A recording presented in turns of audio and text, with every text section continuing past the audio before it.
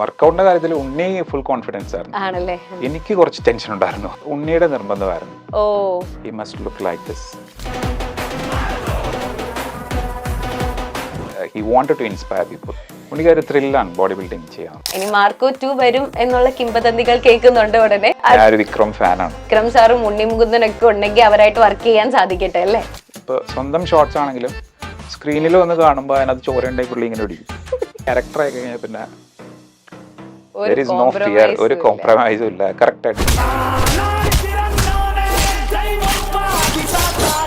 ഉണ്ണി നേരെ ദുബായിക്ക് പോകും. അപ്പം അവിടെ ഒരു 25 days നമ്മളൊരു ട്രെയിനിങ് സ്കെഡ്യൂൾ പ്ലാൻ ചെയ്തു. അതിനുശേഷം ഉണ്ണി ഫെൽറ്റ് കോൺഫിഡൻറ്റ്. ഏൽപ്പിച്ച ഒരു ജോലി കറക്റ്റായിട്ട് ചെയ്ത് കഴിയുമ്പോൾ ഒരു സാറ്റിസ്ഫാക്ഷൻ കിട്ടില്ലേ. Unni use to run maybe for an hour a day.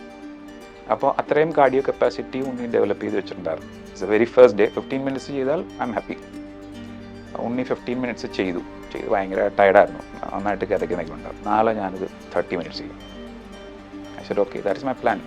30 minutes cardio before and after the workout. Next day വന്നു 30 minutes sharp. Achieved of course. Workout session ചെയ്യുമ്പോൾ പുള്ളി പറയും ഇന്ന ദിവസം ഷൂട്ടിംഗ് പാക്കപ്പ് ചെയ്യും. അന്ന് ഞാൻ പോയി ഇത് കഴിക്കും. ഏത് കഴിക്കും? അല്ലെങ്കിൽ ഞാൻ അത് അങ്ങനെ 2-3 ഡിഷസിന്റെ പേരൊക്കെ പറഞ്ഞാൽ. നിങ്ങൾ മനസ്സിൽ കാണുന്ന ഇവന്റ് അത് ഏതുമായിക്കോട്ടെ, അതിനെ കൂടുതൽ കളർഫുൾ ആക്കാൻ കൂടുതൽ സ്പെഷ്യൽ കണ്ടന്റോടുകൂടി milestone events, birthday party, engagement, കല്യാണം, കോർപ്പറേറ്റ് ഇവന്റ്സ്, അങ്ങനെ ഏത് ഇവന്റ്സും കൂടുതൽ സ്പെഷ്യൽ കണ്ടന്റോടുകൂടി നമുക്ക് മനോഹരമാക്കാം മൈൽസ്റ്റോൺ ഇവന്റ്സിലൂടെ.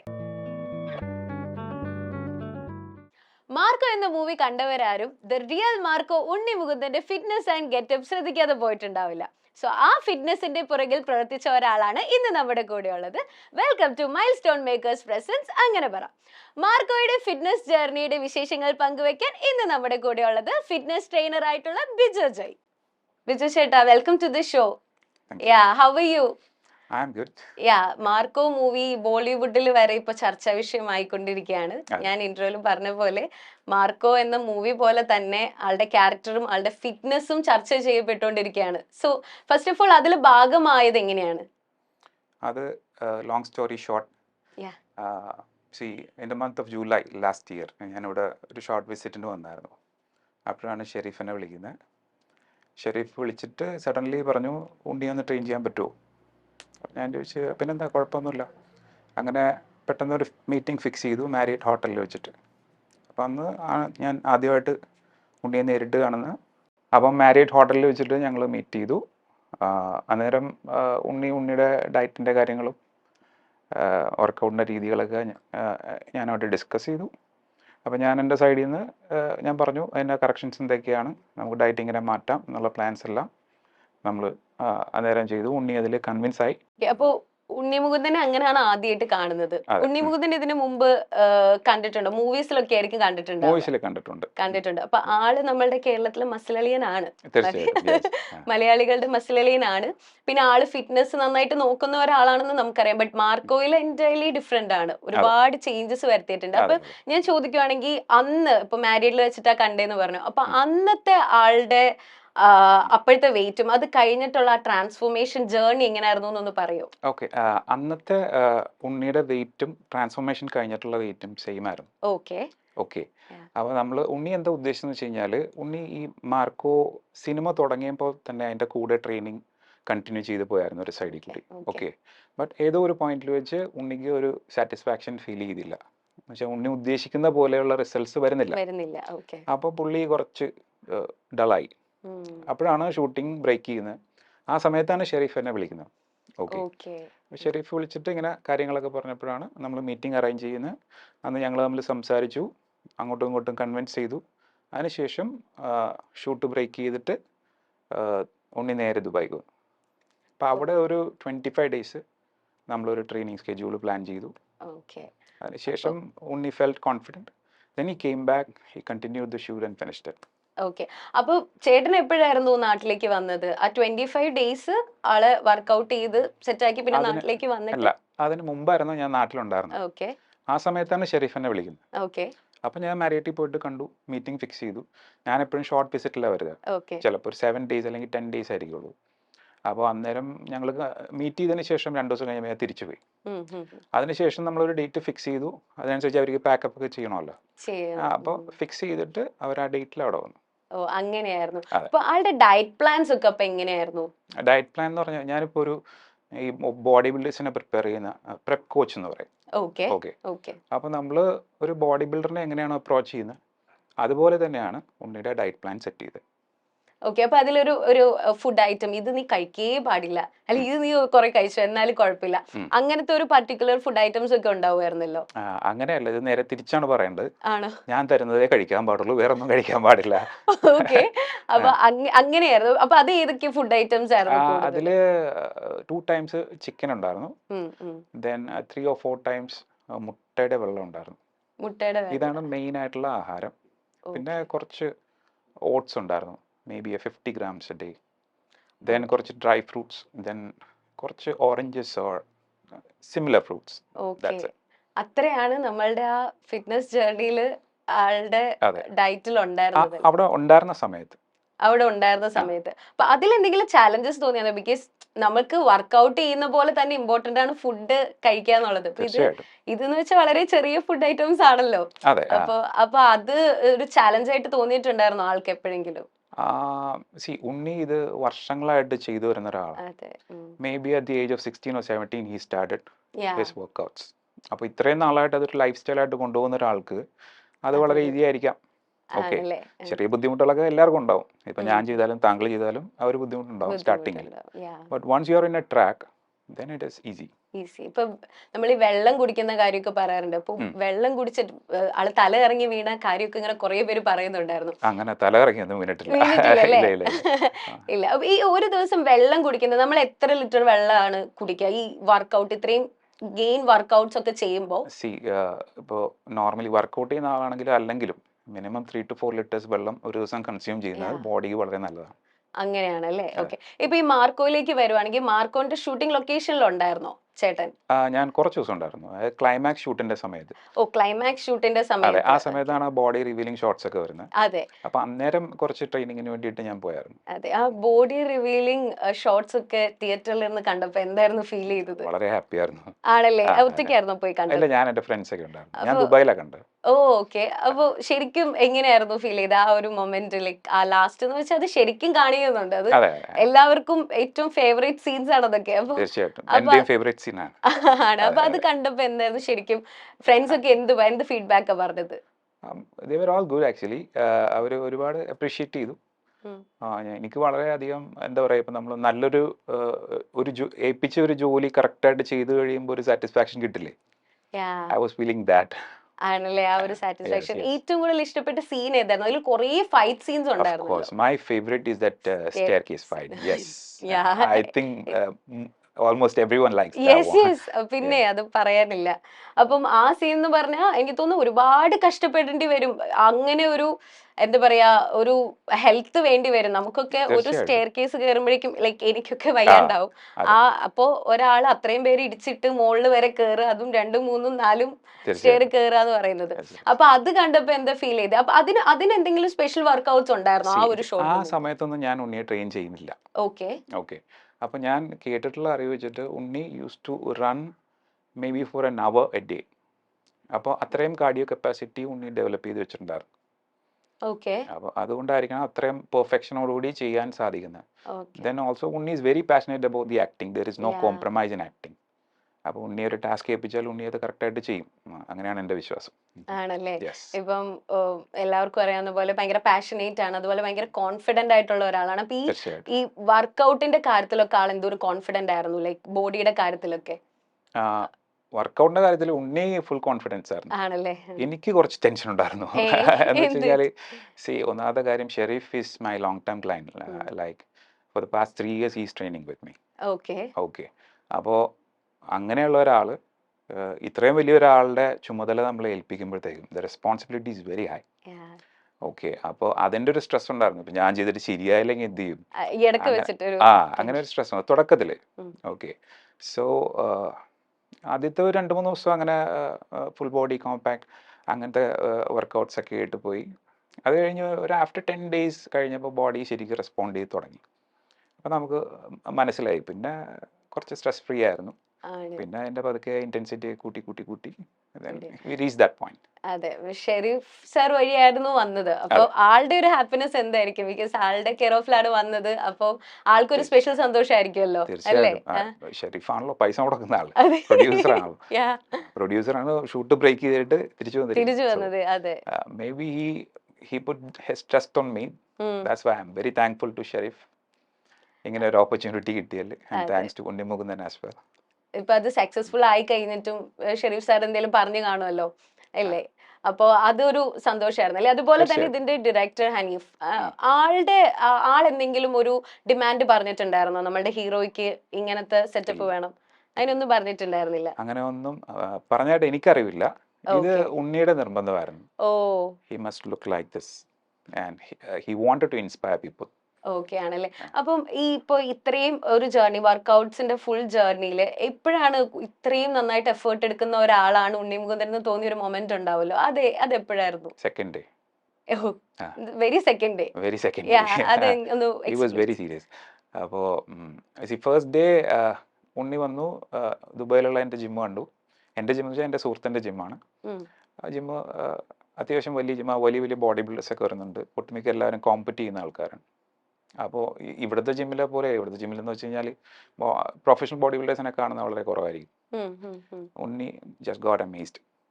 എന്ന് വെച്ച് കഴിഞ്ഞാൽ അവിടെ വേറെ വർത്താനം, കളി, ചിരി, മൊബൈലൊന്നും ഇല്ല. Everybody serious about workouts, serious lifting ആണ്. So I think he got motivated by that.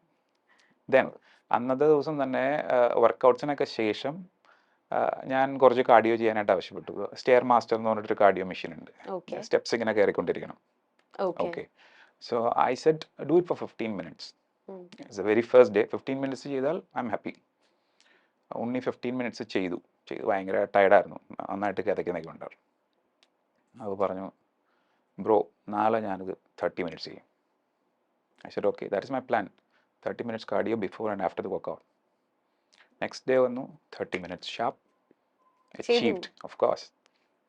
Okay. അന്ന് ഞാൻ കോൺഫിഡൻ്റ് ആയി. Okay, my job is going to be easy. Okay. ആളും പാഷനേറ്റ് ആയതുകൊണ്ട് ആളും കുറച്ചുകൂടി അതിലേക്ക് കൂടുതൽ ചെയ്യുമായിരുന്നു അല്ലേ, നമ്മൾ പറയുന്ന പോലെ തന്നെ. ഉണ്ണി അത് എന്താ പറയാ, ഉണ്ണിക്ക് ഒരു ത്രില്ലാണ് ബോഡി ബിൽഡിങ് ചെയ്യാൻ. ബോഡി ബിൽഡിംഗ് അല്ല, ഈ പറഞ്ഞ പോലെ ലിഫ്റ്റിംഗ്, എക്സസൈസ്. ഇപ്പൊ ഇതുപോലെ വേറെ ഏതൊക്കെ എക്സസൈസ് ആയിരുന്നു കൂടുതൽ ചെയ്യിച്ചത്? ഞാൻ നേരത്തെ പറഞ്ഞ പോലെ ഒരു ബോഡി ബിൽഡിംഗ് അപ്രോച്ചാണ്. നമുക്ക് ലിഫ്റ്റിംഗിലാണ് കൂടുതൽ ഫോക്കസ് ചെയ്യുന്നത്. എന്ന് വെച്ച് കഴിഞ്ഞാൽ അങ്ങനത്തെ റിസൾട്ട്സ് ആയിരുന്നു ഷൂട്ടിന് വേണ്ടി ഉണ്ണിക്ക് ആവശ്യം.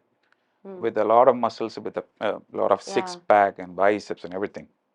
സോ അതിന് വേണ്ട നല്ല പമ്പിങ്സ് എല്ലാം ചെയ്യുമായിരുന്നു. Especially strength training, weight lifting ആയിരുന്നു ചെയ്തത്. ഷർട്ടൊക്കെ ഇങ്ങനെ പൊളിഞ്ഞു വരുന്ന ഒരു സീൻ ഉണ്ടായിരുന്നു. അപ്പൊ ലൊക്കേഷനിൽ ഉണ്ടായിരുന്നില്ലേ? ആ സമയത്തൊക്കെ ഉണ്ടായിരുന്നു. ആ സമയത്തൊക്കെ ഉണ്ടായിരുന്നു. അപ്പൊ ലൊക്കേഷൻ ഫസ്റ്റ് ടൈം ആണോ ഒരു ലൊക്കേഷനിൽ പോകുന്നത്? ലൊക്കേഷൻ ഞാൻ ഇത്രയും ഡീറ്റെയിൽ ആയിട്ട് ഞാൻ കാണുന്നത് ആദ്യമായിട്ടാണ്. മുമ്പ് ലൊക്കേഷൻസിലൊക്കെ പോയിട്ടുണ്ട്. ഓക്കെ. അപ്പൊ ആ ഒരു അതെങ്ങനെയായിരുന്നു ആദ്യമായിട്ട് ലൊക്കേഷനിൽ പോയിട്ട് ഉണ്ണി മുകുന്ദന്റെ ഇങ്ങനത്തെ ഒരു ഫൈറ്റ് സീൻസ് ഒക്കെ കണ്ടപ്പോ ഉണ്ടായ ഒരു? ഭയങ്കര ത്രില്ലിംഗ് ആയിരുന്നു അത്. ആണല്ലേ? അത് ഞാൻ ചെല്ലുന്ന മറ്റേ ഒരു ഫാക്ടറി പോലത്തെ ലാസ്റ്റ് സീൻ, അതിനകത്തായിരുന്നു എന്റെ വർക്ക് മുഴുവൻ. റിവീലിംഗ് ഷോട്ട്സും ബാക്കിയുള്ള സംഭവങ്ങളൊക്കെ നടക്കുന്നത് അവിടെയാണ്. അപ്പോൾ ബോഡി റിവീൽ ചെയ്യുന്നതിന് മുമ്പായിട്ട് നമ്മൾ ചെറിയ പമ്പിങ് ഒക്കെ ചെയ്യണം. അപ്പോൾ അതായിരുന്നു എൻ്റെ ജോബ്. ഓക്കെ. അപ്പോൾ ഞാൻ അതിനകത്തുള്ള പരിപാടികളാണ് കണ്ടേക്കുന്നത്. അതിനകത്ത് ഫുള്ള് സ്ഫോടനം, തീ, ബഹളം, അങ്ങനത്തെ പരിപാടിയൊക്കെ. അപ്പോൾ ഒരു വലിയ ഹോളാണ്. അപ്പോൾ ഇവര് തീയിടും. ഇതൊക്കെ എൻ്റെ ഫസ്റ്റ് എക്സ്പീരിയൻസ് ആയതുകൊണ്ട് പറയുന്നതാണ്.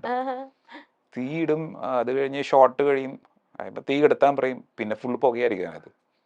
പിന്നെ ഒരു തുറന്നിട്ട് പുകയെല്ലാം കൂടി അടിച്ച് പുറത്ത് കളയും. അത് കഴിയുമ്പോഴാണ് നെക്സ്റ്റ് ഷോട്ട് വരുന്നത്. അപ്പോൾ നമ്മൾ മുഖമൊക്കെ കുത്തി പിടിച്ച് ഓടും. അത് കഴിഞ്ഞ് പിന്നെ അടുത്ത ഷോട്ട് വരും. അപ്പോൾ അങ്ങനെ കുറേ റിപ്പീറ്റ് ഷോട്ട്സും സംഭവങ്ങളൊക്കെ ഉണ്ടായിരുന്നു. It was an adventure actually. ആണല്ലേ? ഇപ്പൊ തീയുടെ കാര്യം പറഞ്ഞപ്പോഴ ഉണ്ണി മുകുന്ദൻ പണ്ട് ഒരു ഇന്റർവ്യൂവിൽ പറഞ്ഞിട്ട് എനിക്ക് തീ പേടിയാണ്, തീ ഞാൻ അതുകൊണ്ട് ഫുഡ് ഉണ്ടാക്കില്ല, അങ്ങനെ എന്തോ ഒരു ഇന്റർവ്യൂവിൽ പറഞ്ഞിട്ടുണ്ടായിരുന്നു. ആ ആളാണ് അത്രയും വലിയ സീൻ ചെയ്തത്. അതങ്ങനെ പുള്ളി എന്ന് വെച്ച് കഴിഞ്ഞാല് ഇപ്പൊ സ്വന്തം ഷോട്ട്സ് ആണെങ്കിലും സ്ക്രീനിൽ വന്ന് കാണുമ്പോൾ അതിനകത്ത് ചോരയുണ്ടായി പുള്ളി ഇങ്ങനെ പിടിക്കും. കിൽ മൂവി കാണാൻ പോയിട്ടുള്ള കാര്യം എനിക്ക് തോന്നുന്നു ഷെരീഫ് നേരത്തെ ഒരു ഇന്റർവ്യൂവിൽ പറഞ്ഞിട്ടുണ്ട്. ഷെരീഫ് ഫാമിലിയും പിന്നെ ഉണ്ണിയും കൂടി ഒരുമിച്ചാണ് കില്ല് കാണാൻ പോയത്. ഉണ്ണി ഇങ്ങനെ കണ്ടുകൊത്തിരിക്കുകയായിരുന്നു. അപ്പോൾ പുള്ളി അങ്ങനെയാ. അപ്പോൾ ഷൂട്ടിൽ വന്നു ക്യാരക്ടറായി കഴിഞ്ഞാൽ പിന്നെ ദർ ഈസ് നോ ഫിയർ, ഒരു കോംപ്രമൈസും ഇല്ല, കറക്റ്റ് ആയിട്ട് ചെയ്യും. ഐ തിങ്ക് അതാണല്ലേ ഒരു professionalism. That's it. Yeah, Of course. അത് നിങ്ങൾക്കും പിന്നെ കുറെ കാര്യങ്ങളിൽ ജെല്ലാവാൻ പറ്റിയിട്ടുണ്ടാവും. ആളും ഫിറ്റ്നസ് ഫ്രീക്ക് ആണ്, തീർച്ചയായിട്ടും അല്ലേ? ഞങ്ങൾ അങ്ങോട്ടും ഇങ്ങോട്ടും ഇൻഫർമേഷൻ ഷെയർ ചെയ്യാറുണ്ട്. ഷെയർ ചെയ്യായിരുന്നു അല്ലേ? എന്ന് വെച്ചാൽ ഞങ്ങൾ ഒരേ ലൈനിൽ കൂടി വന്നാണ്. എന്ന് വെച്ച് കഴിഞ്ഞാൽ പഴയ ഒരു ജിം സിസ്റ്റം, അവിടെ നിന്നാണ് ഞാനും വന്നിരിക്കുന്നത്, ഉണ്ണിയും വന്നിരിക്കുന്നത്. ഓക്കെ. അപ്പം ദുബായിലാണ് കുറെ നാളായിട്ട് സെറ്റിൽഡ് 6 ആയിട്ടിരിക്കുന്നത്. വർഷമായിട്ട് അവിടെയാ. 6 വർഷമായിട്ട് അവിടെ ജിം ട്രെയിനർ ആയിട്ട് തന്നെ, അതെ, പേഴ്സണൽ ട്രെയിനർ ആയിട്ട് വർക്ക് ചെയ്യും. പേഴ്സണൽ ട്രെയിനർ ആയിട്ടാണ് പോയത്. ഓക്കെ. അപ്പം ഇപ്പൊ ദുബായിൽ നിന്നാണ് ഇങ്ങോട്ട് വരുന്നത്. അപ്പൊ ഇവിടുത്തെ കൾച്ചറിലേക്ക്, ഇവിടുത്തെ ബോഡി ബിൽഡേഴ്സിന്റെ കാര്യം പറഞ്ഞു, അവിടെ തമ്മിലുള്ള ഒരു വ്യത്യാസം എന്താണ്? വ്യത്യാസമൊന്നുമില്ല, കഷ്ടപ്പാടൊക്കെ സെയിം ആണ്. സെയിം ആണ്. ഓക്കെ. അതെ. അപ്പൊ ഞാനിവിടെ നേരത്തെ ഒത്തിരി ബോഡി ബിൽഡിംഗ് കോമ്പറ്റീഷൻ ചെയ്തിട്ടുള്ള അതെ. ആളാണ്. ഞാനിവിടെ 2016 മുതൽ എനിക്ക് തോന്നുന്ന ഒരു 3 consecutive years mister Kerala gold medal വന്നിട്ടുണ്ട് in my category. Oh, okay. Okay. Then കേരളത്തിനെ 3 പ്രാവശ്യം മിസ്റ്റർ ഇന്ത്യക്ക് റെപ്രസെന്റ് ചെയ്തിട്ടുണ്ട്. ഓ, അപ്പൊ അത് കഴിഞ്ഞിട്ട് പിന്നെ ഞാൻ അങ്ങോട്ട് പോയി. പിന്നെ അവിടെ ചെന്നിട്ട് കുറച്ച് കോമ്പറ്റീഷൻസ് ഒക്കെ ചെയ്യുമായിരുന്നു. ചെയ്തു. അപ്പോൾ Dubai muscle show, mister Ajman competition, അതിനകത്തൊക്കെ പ്രൈസസ് വന്നിട്ടുണ്ട്. ഇതെല്ലാം international competitions. Oh, very very good, very nice. Okay. Okay. അപ്പം ഉണ്ണിമുകുന്ദനാണോ ഫസ്റ്റ് സെലിബ്രിറ്റി? അങ്ങനെ പറയാം. ഇപ്പൊ ഷെരീഫ് മുഹമ്മദ് സെലിബ്രിറ്റി ആണെങ്കിൽ പുള്ളിയാണ് ആദ്യത്തത്. ഷെരീഫ് മുഹമ്മദ് ഇപ്പൊ സെലിബ്രിറ്റി ആണ്. അതെ അതെ. ഇവിടെ നമുക്കിപ്പോ സെലിബ്രിറ്റി ആണ്. പ്രൊഡ്യൂസർ ആയിട്ട് ആദ്യമായിട്ട് സെലിബ്രിറ്റി ആവുന്ന ഒരാള് ഷെരീഫ്. ഓക്കെ. ഇപ്പം അതുപോലെ തന്നെ നമുക്ക് ഈ വർക്കൗട്ട് ചെയ്യുമ്പോൾ വളരെ ഇമ്പോർട്ടന്റ് ആയിട്ടുള്ള കാര്യമാണ് ഉറക്കം. തീർച്ചയായിട്ടും. ഞാൻ ഉണ്ണിച്ചേട്ടൻ പറഞ്ഞിട്ടുണ്ട് 3 മണിക്കാണ് ഉറങ്ങുന്നെങ്കിലും 5 മണിക്ക് എണീക്കും എന്നുള്ളത്. അപ്പം ഈ ഉറക്കം എന്ന് പറയുന്നത് ഭയങ്കര ഒരു ഇമ്പോർട്ടന്റ് ഫാക്ടർ അല്ലേ? തീർച്ചയായിട്ടും. അപ്പൊ അതെങ്ങനെയാ, അത് എങ്ങനെയെങ്കിലും ഉണ്ണി 3 മണിക്ക് ഉറങ്ങി 5 മണിക്ക് എഴുന്നേറ്റാലും ബാക്കി എപ്പോഴെങ്കിലും കോമ്പൻസേറ്റ് ചെയ്യും. ഓ, അങ്ങനെ ചെയ്യും. അല്ല, അങ്ങനെ ചെയ്യാതെ നിൽക്കാൻ പറ്റില്ല. നിൽക്കാൻ പറ്റില്ല. 7 hours ഉറങ്ങി ശീലിച്ച ആൾക്കാർക്ക് തീർച്ചയായിട്ടും ഉറക്കം വരും. 2 മണിക്കൂർ ഉറങ്ങിയിട്ട് എഴുന്നേറ്റ് പണിക്ക് പോയി കഴിഞ്ഞാൽ. അപ്പൊ ഞാൻ കോമൺ ആയിട്ട് ചോദിക്കാം, ശരിക്കും എത്ര നേരം നമ്മൾ ഉറങ്ങണം? 7 to 8 hours. 8 hours. അതിപ്പോ വർക്കൗട്ട് ചെയ്യുന്ന ആളാണെങ്കിലും സാധാരണ ഒരു മനുഷ്യനാണെങ്കിലും ആരാണെങ്കിലും മിനിമം 7 hours. 7 hours ഉറങ്ങണം, അല്ലെങ്കിൽ നമ്മളുടെ ഹെൽത്തിനെ അത് ഭയങ്കരമായിട്ട് ബാധിക്കും. അതാണ് ഒരു ഹെൽത്തി ലൈഫ് സ്റ്റൈൽ.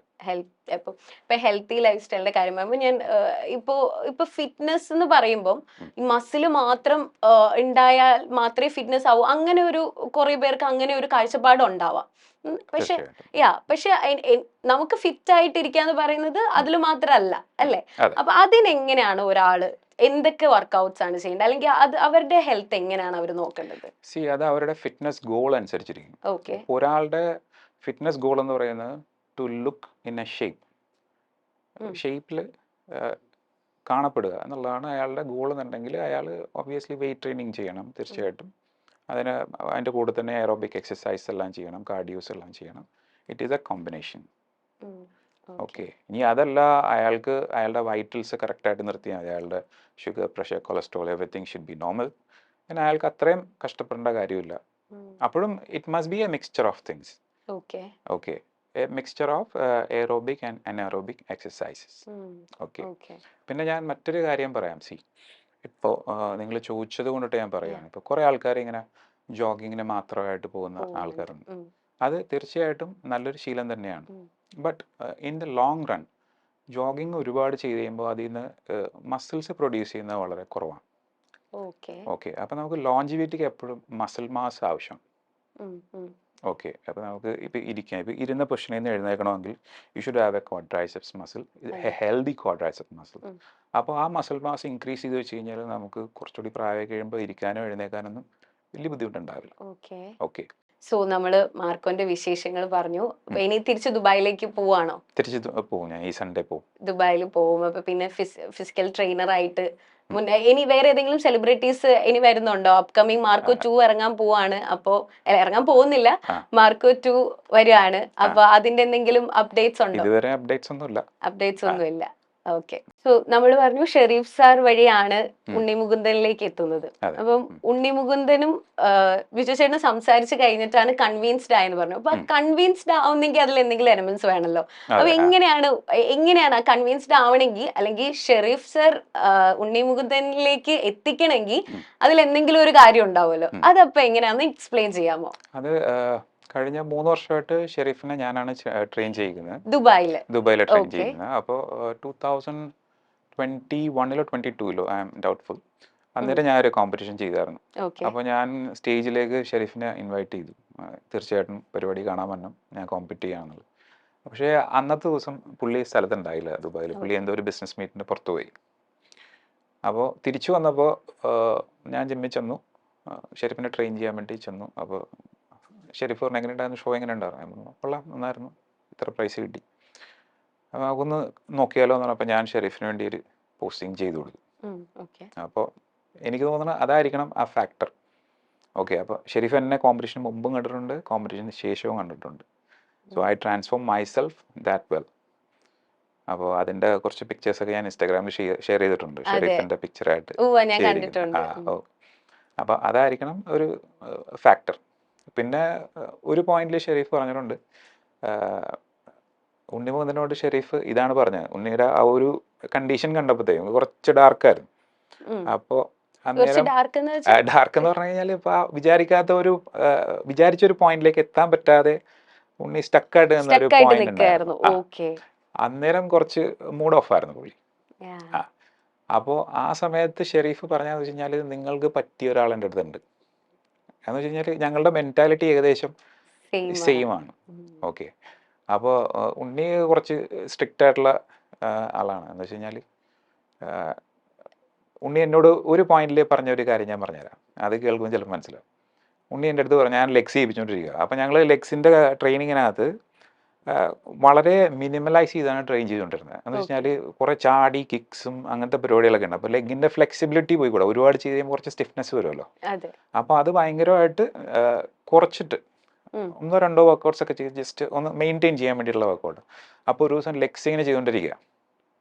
ഉണ്ണി പറഞ്ഞു കഴിഞ്ഞ ട്രെയിനറിൻ്റെ കൂടെ ആയിരുന്നപ്പോൾ ഞാൻ ലെഗ്സ് ചെയ്യില്ലായിരുന്നു. ഞാൻ പറഞ്ഞു ഇവിടെ അത് പറ്റില്ല, ചെയ്തേ പറ്റൂ. അപ്പോൾ പുള്ളി പറയുന്നതെന്ന് വെച്ച് കഴിഞ്ഞാൽ, ഞാൻ നിങ്ങൾ പറയുന്നത് കേൾക്കുന്നത് എന്തുകൊണ്ടാണെന്നറിയാമോ, നിങ്ങൾക്ക് എന്നേക്കാളും മസിലുകളുണ്ട്. ഞാൻ പറഞ്ഞു ഓക്കെ, മസിലുണ്ടെങ്കിൽ ഇല്ലെങ്കിലും നമുക്ക് ചെയ്യണം, അത് ആവശ്യമാണെന്ന് വെച്ച് കഴിഞ്ഞാൽ കുറച്ച് ചെയ്താൽ മതി, കുറച്ച് ചെയ്യുമ്പോൾ വൃത്തിയായിട്ട് ചെയ്യുക എന്നുള്ള രീതിയിൽ അന്ന് ആ ട്രെയിനിങ് അങ്ങനെ ചെയ്ത് അവസാനിപ്പിച്ചു. അപ്പോൾ അത് ഒരു സ്ട്രൈക്കിംഗ് ഫാക്ടർ ആയിരിക്കാം. ഇത് എത്രാമത്തെ ദിവസം ഈ സംഭവം ഉണ്ടായത്? ഇത് 3-ാമത്തെ ദിവസമാണ് ലെഗ്സ് ചെയ്തത്. നമ്മൾ അങ്ങനെ ലൈക്ക് ഇത് ഇത്രയും വലിയ ചലഞ്ചിങ് ആയിട്ടുള്ള ഒരു കാര്യമാണ് ചെയ്തത്. അപ്പോ ബിക്കോസ് ഇത്രയും വലിയൊരു ട്രാൻസ്ഫോർമേഷൻ കൊണ്ടുപോകും, അതും ഒരാൾ ഭയങ്കര ഡെസ്പായിട്ട് ഇരിക്കുമ്പോൾ അതിനൊരു കോൺഫിഡൻസ് വേണം അല്ലേ? അങ്ങനെ ഡെസ്പായിരിക്കും എന്ന് പറയുമ്പോൾ നിങ്ങൾ അങ്ങനെ അങ്ങനെയല്ല ഞാൻ ഉദ്ദേശിച്ചത്, ആളുടെ ആ ഒരു ജേർണിയില് ആള് ഉദ്ദേശിച്ച അത്ര റിസൾട്ട് കിട്ടാതെ അങ്ങനെ ഇരിക്കുമ്പോ വന്ന ഒരാളാണ് ദൈവദൂതനെ അങ്ങനെയൊന്നും പറയാൻ പാടില്ല. ദൈവദൂതനെ പോലെ വന്ന ആള് ഷെരീഫാണ്. അതെ, എക്സാക്ട്ലി. അപ്പൊ അതിന്റെ ഒരു സന്തോഷം വേറെ തന്നെ ആയിരിക്കുമല്ലോ അല്ലെ? ലൈക്ക് അങ്ങനെ ഒരു ഇത് വരാതുള്ളൂ. പക്ഷെ ആ സംഭവം പങ്കുവെച്ചതിൽ ഞങ്ങൾക്ക് സന്തോഷം, കാരണം അത് ഞാൻ ഇതുവരെ കേട്ടിട്ടുണ്ടായിരുന്നില്ല. അപ്പൊ ഈ ഒരു ത്രൂ ഔട്ട് ഈ വർക്ക്ഔട്ട് സെഷൻസിന്റെ ഇടയിൽ എപ്പോഴെങ്കിലും പുള്ളി പറഞ്ഞിട്ട് എനിക്ക് ഇങ്ങനെ ഒരു ഫുഡ് കഴിക്കണം, കഴിച്ചേ പറ്റൂ, അങ്ങനെ പറഞ്ഞിട്ടുണ്ടോ? വർക്ക്ഔട്ട് സെഷൻസിന് ഇടയിൽ പറഞ്ഞിട്ടില്ല. ബട്ട് നമ്മൾ വർക്ക്ഔട്ട് സെഷൻ ചെയ്യുമ്പോൾ പുള്ളി പറയും ഇന്ന ദിവസം ഷൂട്ടിംഗ് പാക്കപ്പ് ചെയ്യും, അന്ന് ഞാൻ പോയി ഇത് കഴിക്കും.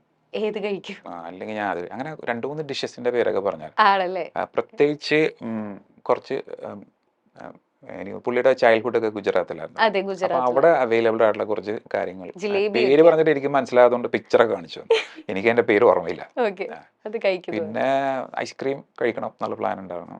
ഐസ്ക്രീം കഴിച്ചു, അതിന്റെ ഫോട്ടോസ് ഒക്കെ എനിക്ക് അയച്ചു തന്നായിരുന്നു. ഐസ്ക്രീം ഒക്കെ പിടിച്ചോണ്ടിരിക്കുന്നു, സെൽഫി ഒക്കെ അയച്ചു തന്നു. അങ്ങനെ അത് എല്ലാവർക്കും ഉണ്ടാകുന്ന ഫീൽ കേട്ടോ. എന്ന് വെച്ച് കഴിഞ്ഞാല് അത്രയും നാള് ഡയറ്റ് ചെയ്തിട്ട് ആ ഡ്യൂറേഷൻ ആക്ച്വലി എന്തോരം ഉണ്ടായിരുന്നു? ലൈക്ക് മൊത്തത്തില് അത്രയും ഇതിനു വേണ്ടി മാത്രം മാറ്റിവെച്ച ദിവസങ്ങൾ അത്രേ? Okay, 30 days. 30 daysല് ഫുള്ളി ഫുള്ളി എന്ന് പറഞ്ഞാൽ ഞാൻ ആദ്യം പറഞ്ഞല്ലേ, ഈ മാർക്കോ ഷൂട്ട് തുടങ്ങുമ്പോൾ തന്നെ ഒരു സൈഡിൽ കൂടി പുള്ളി വർക്കൗട്ട് ഉണ്ട്. ഓക്കെ, പക്ഷെ പുള്ളി പറയുന്നത് അതിനെ കണ്ടീഷനിങ് എന്ന് പറയും. ആ കണ്ടീഷനിങ് കിട്ടാഞ്ഞ കൊണ്ടിട്ടാണ് പുള്ളി ഇങ്ങോട്ട് വന്നത്. അത്രയും കണ്ടീഷൻ വേണം എന്നുള്ള നിർബന്ധം ഉള്ളതുകൊണ്ടിട്ട്.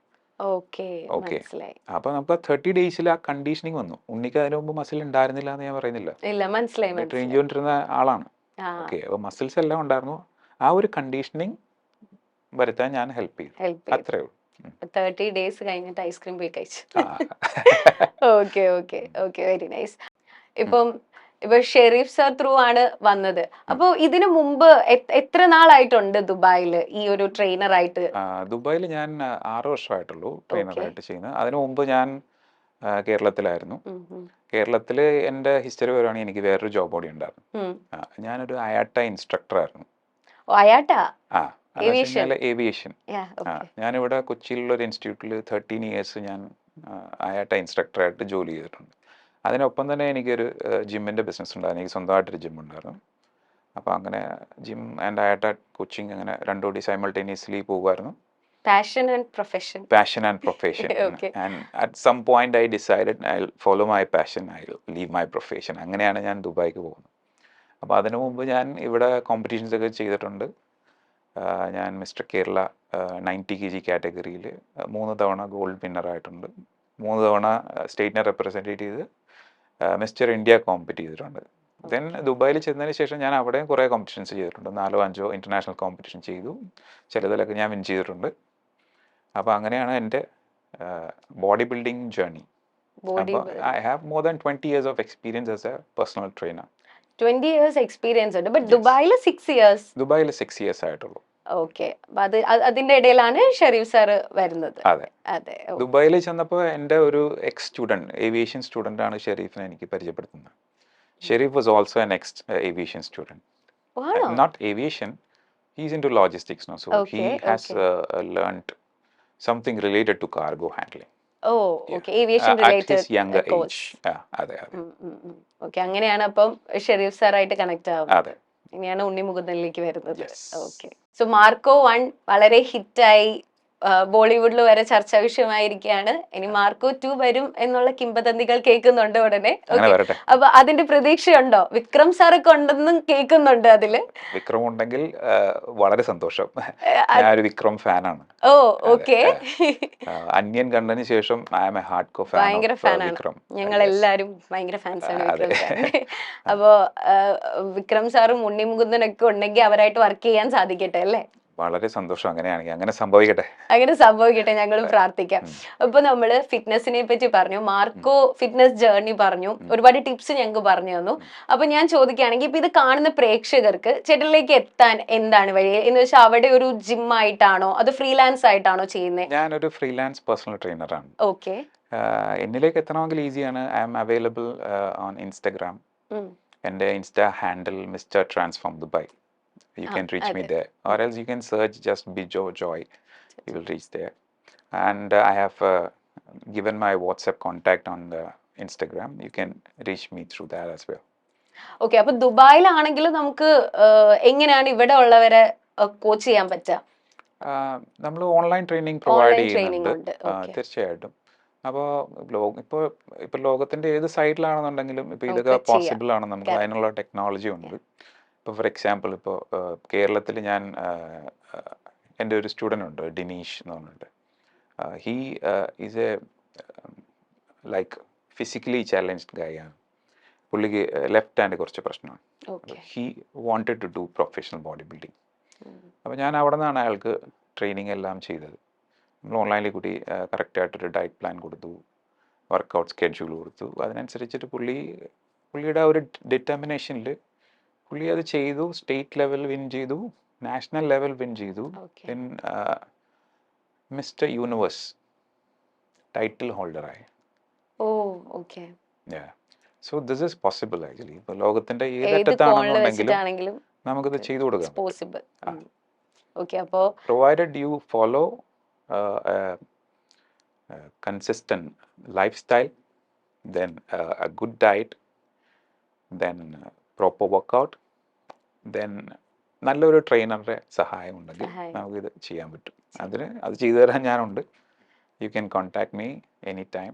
ഞാൻ എന്നെക്കൊണ്ട് സാധിക്കുന്ന പോലെ ഞാൻ എല്ലാവർക്കും റെസ്പോണ്ട് ചെയ്യാറുണ്ട്. പലരെ ഞാൻ ഗൈഡ് ചെയ്യാറുണ്ട്. ഓക്കെ. അപ്പൊ താങ്ക് യു സോ മച്ച്. ഇനി നമ്മൾ പറഞ്ഞ പോലെ ഒരുപാട് വലിയ വലിയ സെലിബ്രിറ്റീസിനെ ഇനിയും ഇതുപോലെ ട്രെയിൻ ചെയ്യാൻ സാധിക്കട്ടെ. ഇനി എന്തായാലും ഈ ഇന്റർവ്യൂ കാണുന്നതോടെ നമ്മളുടെ പ്രേക്ഷകർ കോണ്ടാക്ട് ചെയ്ത് ഇനി നമുക്ക് കാണാൻ സാധിക്കട്ടെ. Thank you so much. Thank you so much.